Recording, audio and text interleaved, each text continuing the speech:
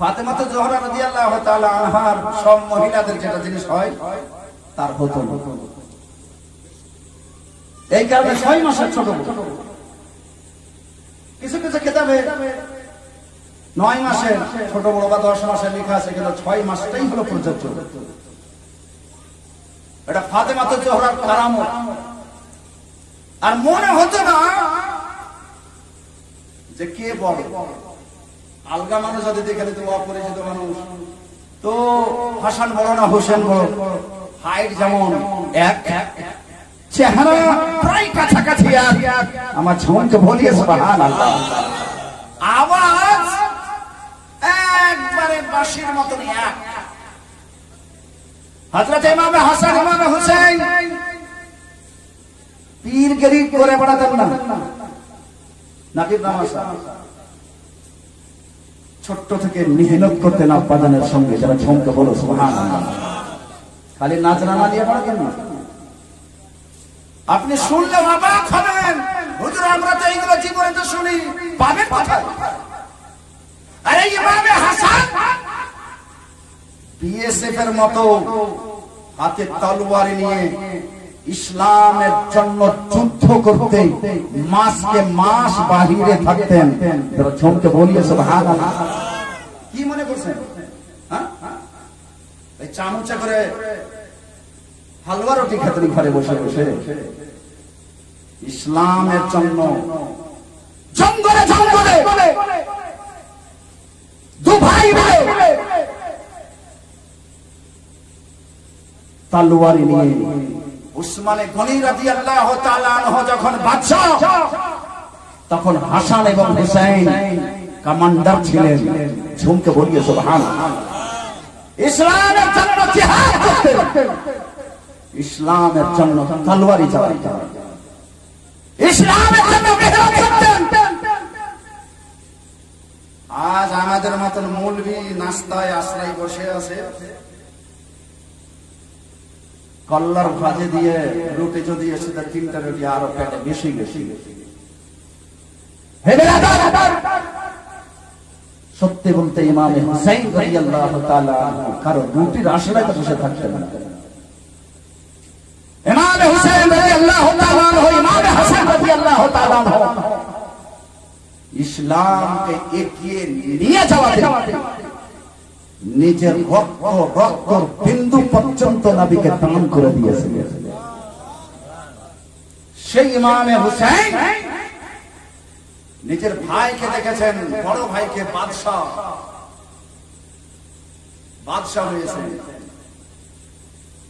অভিমান থাকতেই পারে, আরে বড় ভাই, বন্ধুর মতন ভাই, সাথীর মতন ভাই, এখানে চোখটা গুঁজিয়েন না। সাথের মতন ভাই যদি বাদশা হয় তো কিছু অভিমান হবে না বাপ? আরে আপনারা কিছু মুহা করবেন না, হবে মানে অভিমান মানে চাহাত আরমান, এটা হবে না বাদশা হয়ে যাবে যখন, তাহলে একটা আমার বাংলা বাড়ি করে দেন না, এরকম মানে অভিমান তো থাকতেই পারে।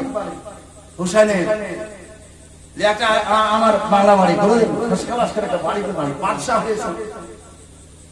হযরত ইমাম হুসাইন অভিমান কি রাখছেন, ভাইয়া বাদশা হলেন, আর 1 মাস পরে জুলহজ মাস, হজের মাস, চলেন এবার খুব ভালো করে হজ করতে যাবো।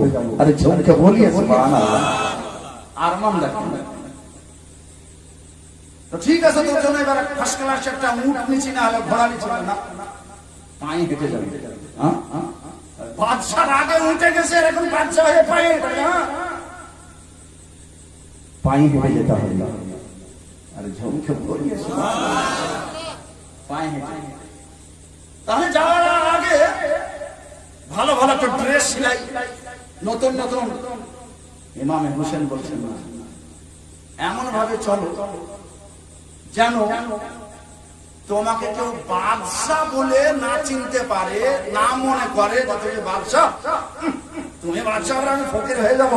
চলবেন এক ড্রেসে যাবো, বাদশা ড্রেসে নাই, যেরকম সাধারণ ড্রেস ছিল সেই ড্রেসেই যাবো। যারা ঝুমকে বলিয়েছে প্রাণের বন্ধুগণ আমার, হজ করতে চলে গেছে। এই বছর গোটা মক্কা নগরে চর্চা ছিল, গোটা মক্কা নগরে চর্চা ছিল যে দেশের বাদশা ইমামে হাসান এবং তার সহযোগী হযরত ইমামে হুসাইন আমাদের মক্কা শরীফ আসছেন, কাবা ঘর তাওয়াফ করবেন, হজ করবেন। তো যত সওয়ালি ভিখারি গরিব এসেছেন হযরতে ইমামে হাসানের কাছে মুঠ ভর্তি ভর্তি তারা ভিক্ষা পাবে এই মনে করে তারা ঝুমকে বলিয়ে না সুবহানাল্লাহ, তারা আশরা করেই আছে। হযরতে ইমামে হাসান রাদিয়াল্লাহু তাআলা আনহু, হুসাইন রাদিয়াল্লাহু তাআলা আনহু হজ করার পরে যত গরিব ফকির ছিল সবকে মুঠের মুঠ মানে সোনার টাকা দিয়ে আর বিদায় নিয়ে যাচ্ছে।